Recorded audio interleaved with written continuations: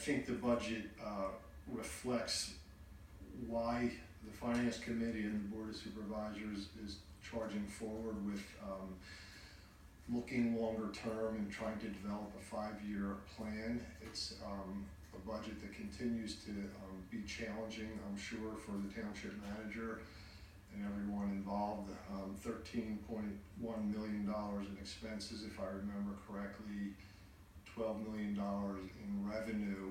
So it continues a multi-year pattern that goes back far of annual deficit spending. You have a general account, which essentially is like a reserve fund that the township has been tapping into to offset this, the difference between the revenue and expenses that goes back many years.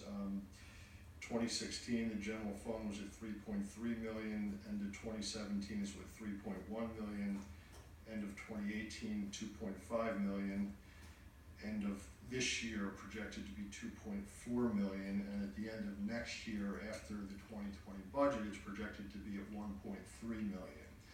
So obviously, you know, there's only a certain amount of years left before this gets incredibly difficult.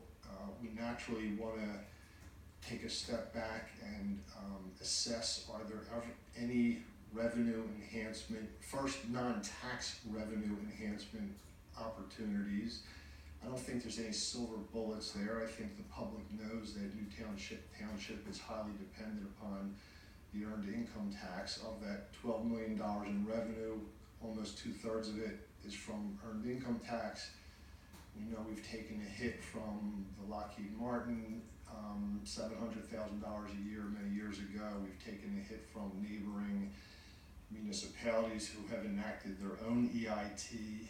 There's always the threat of another neighboring municipality do that. So naturally we'll want this project to look at any potential economic development opportunities that can increase the tax base, that increase existing earned income tax revenue.